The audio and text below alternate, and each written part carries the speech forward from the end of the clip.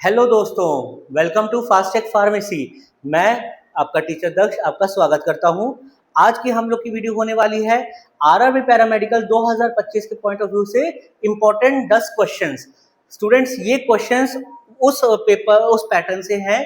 इनमें से कई क्वेश्चंस हमारे पास्ट के पेपर्स में आ चुके हैं। ये मॉक पेपर बहुत ध्यान से तैयार किया गया है पास्ट क्वेश्चंस को देखते हुए एंड लेटेस्ट करेक्ट पैटर्न को देखते हुए।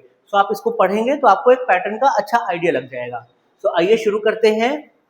सो पहला क्वेश्चन है हमारा, के सीरा पाक is obtained by. So basically क्या है, ये आयुर्वेदिक ट्रेडिशनल मेडिसिन है। ठीक है, ये हमें कैसे मिलती है, किस प्रकार से, किस प्रोसेस से। सो ऑप्शन ए है हमारा, plant boiled in milk and then filtered. So ये हमारा सही आंसर है। ठीक है ना, कोई भी केसीरा पाक अगर हमको ऑब्टेन करना है तो उस पर्टिकुलर प्लांट को हम मिल्क में बॉईल करते हैं और फिर उसको फिल्टर कर लेते हैं। ठीक है, और भी ऑप्शंस देख लेते हैं। Plant boiled in ethanol and decanted, ये रॉन्ग आंसर है।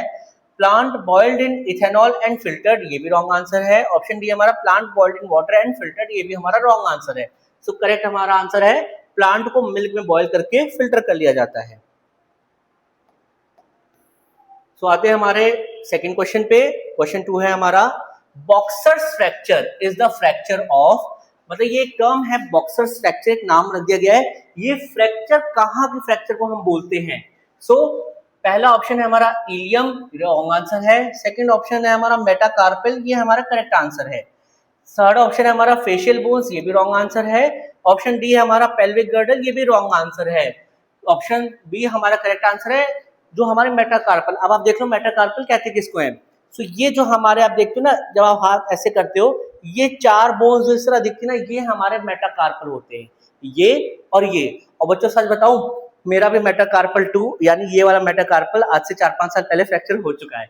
सो बॉक्सर्स फ्रैक्चर जो फ्रैक्चर होता है वो मेटाकार्पल के फ्रैक्चर को कहते हैं। चलिए अब नेक्स्ट क्वेश्चन पे आते हैं, क्वेश्चन 3 पे। The first pure alkaloid is isolated from a natural source was। So पहली बार जब प्योर एल्कलॉइड को एक नेचुरल सोर्स से जब अलग किया गया था तो क्या था वो एल्कलॉइड, क्या था वो, था मॉर्फिन। ठीक है, ये हमारा करेक्ट आंसर है। बाकी ऑप्शन है ऑट्रोपिन, क्विनीन, कोकेन, ये हमारे रॉन्ग आंसर हैं। जो पहला एल्कलॉइड हमेशा एक प्योरेस्ट फॉर्म में प्राप्त किया गया था वो था मॉर्फिन। अब आते हैं हम फोर्थ क्वेश्चन पे। Which neurotransmitter acts on the detrusor muscle to initiate contraction? So option A है हमारा डोपामिन, ये रॉन्ग आंसर है। ऑप्शन बी है हमारा एसिटिलकोलिन, ये हमारा करेक्ट आंसर है। ऑप्शन सी है हमारा सेरोटोनिन, ये भी रॉन्ग आंसर है। ऑप्शन डी है हमारा नोरेपिनेफ्रिन, ये भी हमारा रॉन्ग आंसर है। सो ये याद करने वाला क्वेश्चन है बच्चों, कौन सा न्यूरोट्रांसमीटर हमारा डेट्रूसर मसल में एक्ट करता है और कॉन्ट्रैक्शन इनिशिएट करता है। सो ऑप्शन है एसिटिलकोलिन। फिफ्थ क्वेश्चन है हमारा, the name given to a drug by the manufacturer is known as proprietary name, यानी कि जिसे हम लोग कहते हैं ब्रांड नेम। सो ये है हमारा करेक्ट आंसर। सो एक ड्रग का नाम, एक दवा का नाम, जो उस दवा का मैन्युफैक्चरर यानी उस दवा की जो कंपनी नाम रखती है, उसको हम कहते हैं प्रोप्राइटरी नेम यानी ब्रांड नेम।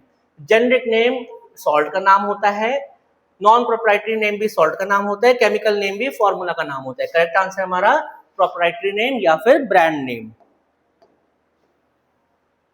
चलिए अब देखते हैं हमारा सिक्स्थ क्वेश्चन क्या कहता है। Which of the following numbers is referred to the largest size capsule. So हमारा सबसे लार्ज साइज का कैप्सूल किस नंबर से जाना जाता है। ऑप्शन है हमारा नंबर 4। ठीक है, 1.4 भी नहीं होता, 2.3 भी नहीं होता, 3.5 भी नहीं होता, जो हमारा 4 नंबर होता है वो हमारे कैप्सूल का सबसे लार्जेस्ट साइज होता है। सो अब आते हैं हमारे 7th क्वेश्चन पे, जो कि है the primary mechanism in a fluid bed mixer is.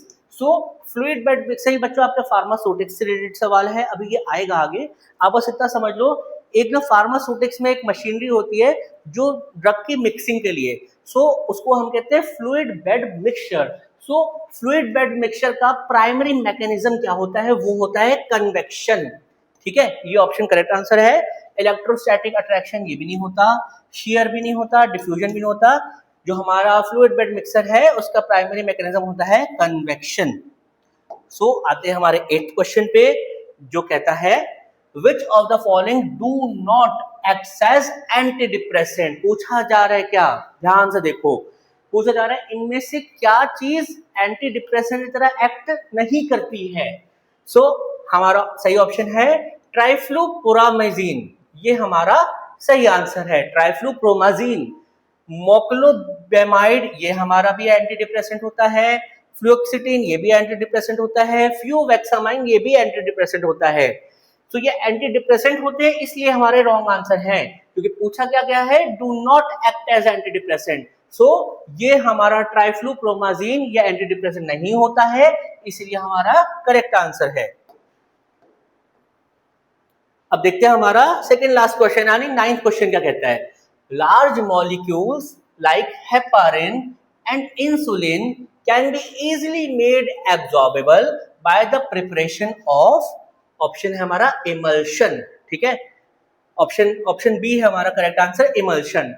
Suspension भी नहीं, लोशन भी नहीं, सिरप भी नहीं, ठीक है ना। तो हेपारिन और इंसुलिन जो है लार्ज मॉलिक्यूल्स होते हैं, तो इनको एब्जॉर्बेबल कैसे बनाते हैं, through the preparation of emulsion, ठीक है ना। सो हमारा 10th और लास्ट क्वेश्चन है आज के मॉक पेपर का, which enzyme system is most commonly involved in drug metabolism interactions. So पूछा क्या गया है कि जब हमारा ड्रग मेटाबॉलिज्म इंटरैक्शन होता है तो कौन सा एंजाइम सिस्टम जो है कॉमनली या मोस्टली इन्वॉल्व होता है। सो हमारा वो है साइटोक्रोम P450, ये हमारा वो एंजाइम सिस्टम है जो ड्रग मेटाबॉलिज्म इंटरेक्शन में सबसे ज्यादा मोस्ट कॉमनली इन्वॉल्व होता है, साइटोक्रोम P450। हमारा अल्कोहल डिहाइड्रोजिनेस ये रॉन्ग आंसर है, यूडीपी ग्लूकोरोनोसाइटल ट्रांसफेरेज ये भी रॉन्ग आंसर है, मोनोएमाइन ऑक्सीडेज ये भी रॉन्ग आंसर है, ऑप्शन ए हमारा करेक्ट आंसर है। सो स्टूडेंट्स इसी के साथ हमारे मॉक 10 क्वेश्चंस का पेपर पूरा होता है। इसे ध्यान से पढ़ना और अपनी पढ़ाई भी आप जारी रखिए, इस तरह हम इंपॉर्टेंट क्वेश्चंस लाते रहेंगे। So best of luck for your upcoming RRB paramedical 2025 के एग्जामिनेशंस। मिलते हैं नेक्स्ट लेक्चर में। जय हिंद, जय भारत।